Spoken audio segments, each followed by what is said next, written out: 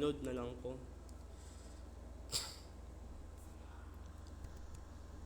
Okay, rational numbers. So we're going to learn rational numbers. So definition first. So rational numbers can be written in a form AB, where A and B are integers and B should not be equal to 0. So I have an example here, which is this picture. So we have here natural numbers, whole numbers, integers, and the last one is the rational numbers. So rational numbers are mixed with fractions, mixed numbers, decimal, and fraction, and as well as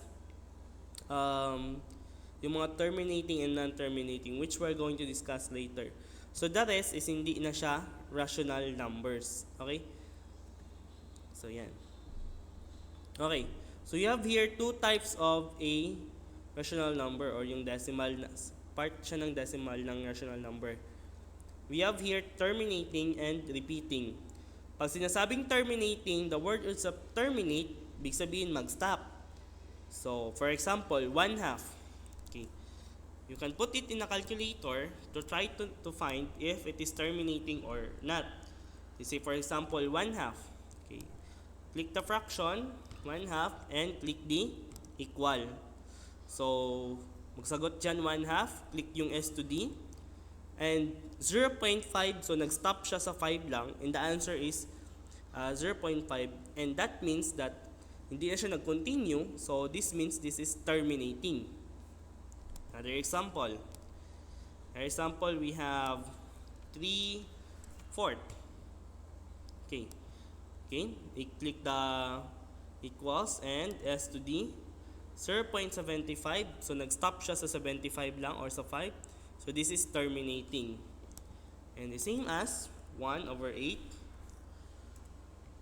in S to D, 0.125. So nag-stop siya. So this is terminating. So this is how you identify terminating numbers. Nag-stop siya, hindi siya nag-continue. Okay? So sa mga calculator naman na hindi kasyo, you can do this one. 1 divide 2. Okay? Ang lalabas na niyo dyan is eto, 0.5. Okay, 0.5 yung lalabas sa inyo.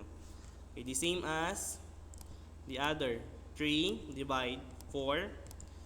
Okay, ganito yung lalabas sa inyo, 0.75. Okay. So that is terminating. So nag-stop siya. While the other one is repeating. So si repeating basically paulit-ulit. For example, we have here 5/6. So let's try 5/6.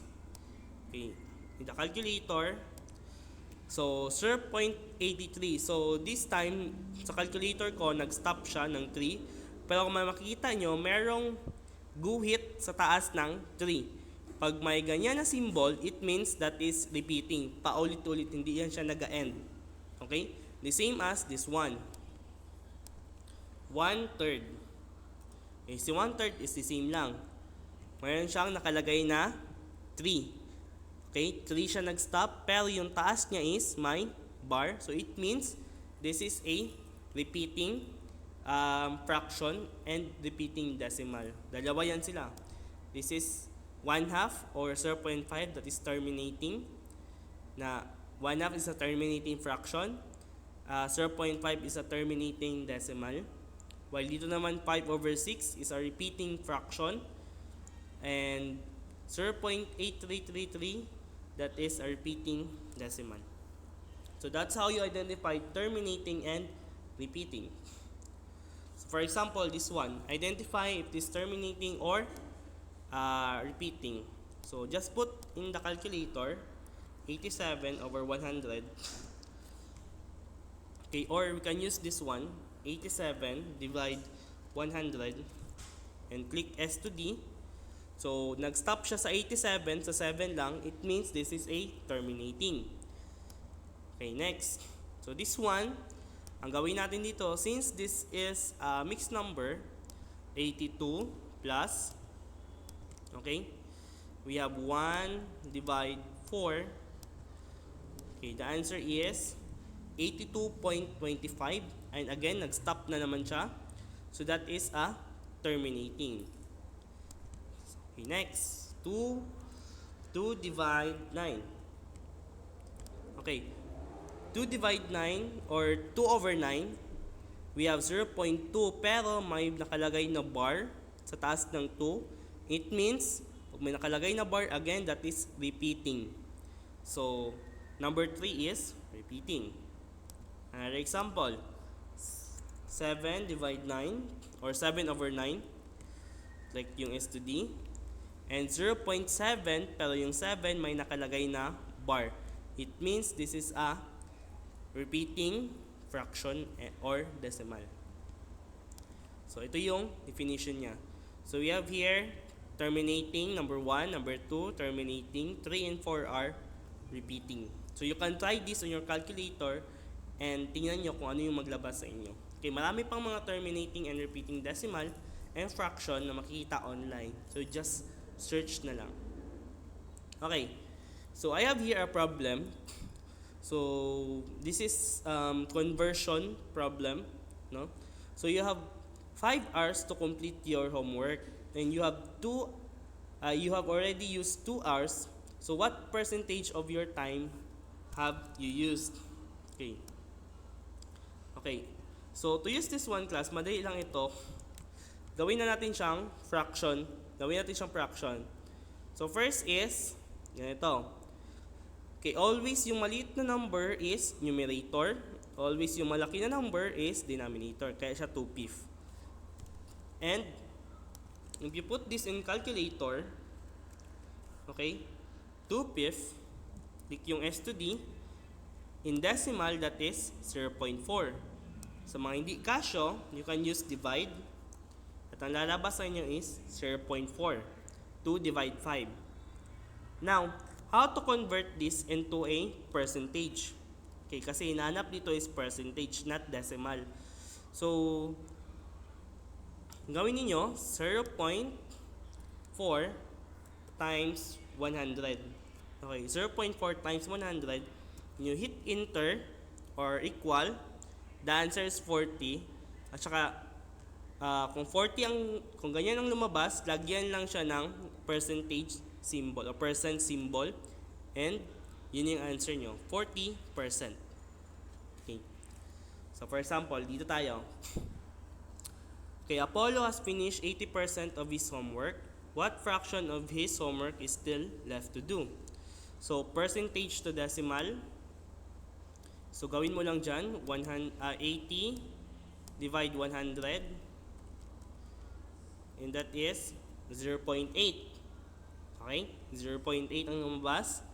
And then, may formula dyan. 1 minus finished task. Ano ba yung na-finish na task niya? So, di ba? 0.8 yun. Okay, subtract mo lang siya. And the answer is 0.2. Okay, 0.2. Now, sa mga calculator na kasyo, if you click S to D, the answer is 1/5. Okay, the answer is 1/5. Now, paano naman sa mga hindi kasyo yung calculator? Okay, you need to divide it by 10 or gawin mo siyang fraction. So, magiging 2 over 10 siya. Okay, remember, 10 yan siya kasi nga, this place is tens. Okay, tens yan siya na place. Okay, remember pa yun sa grade 5 or grade 6, tens, na place yan siya. So, 2 over 10, i-simplify mo, the answer is 1/5. Or, in multiple choices, i-divide mo na lang siya kung saan yung choices na mag-equal into 0.2. Okay. I hope you understand. Now, we have here order of rational numbers. So, first is arrange the following fraction in decreasing order. Again, decreasing is palaki na tapos pababa. Okay, kasi palaki, pababa, yan siya. So, to arrange this one, kailangan muna yung denominators nila are the same. So, paano na siya gawin? Okay, remember the LCD? Okay, LCD of 2 is, so saan galing si 2, saan galing si 4, 5, and 10? Those are the denominators, 2, 10, 5, and 8, and 4. So, kukunin mo yung LCD nila, and ang LCD nila is 40. And after that, you convert the fraction para maging the same sila. Okay, this is true to others ha. Ganito din yung process ng iba. Okay, so 40 is your new denominator, and i-divide mo yan siya sa 8, yung sa previous na na fraction. So 40 divide 8, that is 5, and 5 times 5, that is 25. So that's how you convert fraction to yung fraction na hindi magkakaiba, yung dissimilar fraction to similar fractions. So pag i-convert natin yan sila lahat, okay, you try this, okay, then makuha mo to siya. We have 30 over 40, 28 over 40, 25 over 40, 20 over 40, 16 over 40. And each one is in equivalent. So 30 over 40, that is 3/4. 28 over 40, that is 7 over 10. 25 over 40, that is 5 over 10. 20 over 40, that is 1/2. And 16 over 40, that is 2/5. So from kanina na hindi naka-arrange, so ngayon naka-arrange na siya. So this is the arrangement from decreasing order. Okay, yun na ulit siya. So let's say an example. Ngayon naman is ascending. Okay, ascending na naman. So again, kunin yung mga LCD. Denominator, 4, 2, 5. Okay, yung 1 dyan class, ang denominator ng 1 is 1. So kunin yung LCD ng mga denominators. Okay, LCM lang yun, pero LCD yan siya. So, LCD or LCM. So we have here 20 na LCM or LCD. Now, i-convert natin yung 20, i-divide mo sa 4, that is 5, times mo sa 3, that is 15. Okay? So now, okay, the same lang pa din dito. Yung sa 1 naman is 1 over 1 yan siya. So 20 divide 1, that is 20, times 1, 20 times 1, that is 20. And i-arrange natin siya from pinakamaliit to pinakamalaki, that is ascending. So we have here 10 over 20, 15 over 20, 16 over 20, and 20 over 20. If we're going to arrange that, yung fraction kanina, we have 1/2, 1/3, 1/4, and 1. So this is the arrangement from ascending to, okay, ascending. I mean from smallest to highest. Okay, last one is the very easy rational numbers. So ito class, you can use PEMDAS rule or butterfly technique, or you can use calculator technique. Okay, for example, this one. Okay. Okay. So, nilagay ko sa calculator, okay, kung ano yung pagkalagay dyan, yung problem, ganun din dito, yung equation, I mean. So, 1/4 plus 1/2 minus 1/3, click the equal, okay, the answer is 5 over 12. Okay, sa mga hindi kasyo, you can practice it in YouTube, may mga calculator techniques sa YouTube, you can search it using your calculator model. Okay, but how to solve this in manual? So using the butterfly technique, first mo natin i-solve si addition kasi nga PEMDAS. So 1/4 plus 1/2, that is, okay, this is the butterfly technique. 4 times 2 equals 8. And cross multiply tayo, 1 times 2, that is 2. And then 1 times 4, that is 4. So i-add natin 2 plus 4, that is 6. Okay, or simplify natin, that is 3/4. Now, mayroon pa tayong minus 1/3, i-minus natin yun siya. So 3/4, so ngayon 3/4 na siya, hindi na yung kanina kasi ito naman yung equals ng pag-add natin. So the same lang, butterfly technique. 4 times 3, that is 12.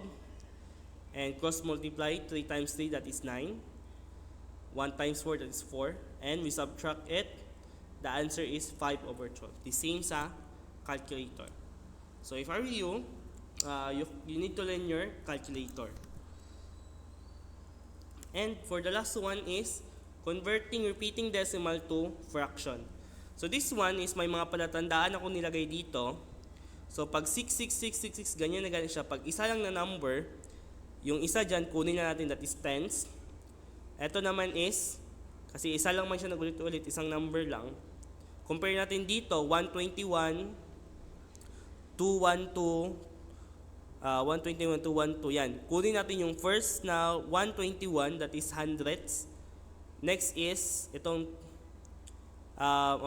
hundreds pa din dapat to. Okay, hundreds pa din dapat to siya. So, kunin natin yan siya, 245, 245. Okay? So, 245, 245, that is hundreds. And we have the 10,000. Okay? We have the 10,000 that is 10,000 that is 032. Okay, 032, paulit-ulit lang. So, these are repeating. Okay, repeating decimals. So, ayusin natin yung isa. So, this should be hundreds lang. So, ibig sabihin, 2 decimal places lang yung decimal nila. 12 lang ata to. Okay, ayusin natin. Yan. Yan. So, 12. Okay, ayan. 12, 12. That is hundreds. Tens, hundreds yan siya. Yung pagkasunod ng decimal places. Next, we have 245. 245. So, that is thousands. And lastly is 10,000. So, how to convert this into fraction, decimal to fraction? So, use your calculator para mas mabilis kayo. So, yan. Copy the 6 at copy the 6. And since tens yan siya, this is tens, dapat ang ilagay mo sa denominator is 9. And click the equals, the answer is 2/3. Okay, the answer is 2/3. Yan. So, yan. Copy the 6. And lagay mo 9 kasi nga tens yan siya. Okay. So, that is 2/3. Okay, para mas madaling tandaan, pag tens, 9 ang ilagay. Pag hundreds, 99 ang ilagay. Minus 1 ka always. So, copy the 12. Then, simplify. That is 433. 12. Okay, that is 433. Okay, next is 245. Okay, since this is 1,000, 999 na naman siya. Okay, the answer is the same lang, 245. And for the last one is the 10,000. So dito, yung 0 dyan class, since nauna si 0, compare the 3, kunin lang yung tatlo. Okay?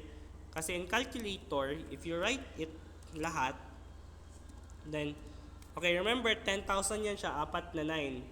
So kung i-write mo lahat, pati yung 0, the answer is, okay, 107,333. So same lang.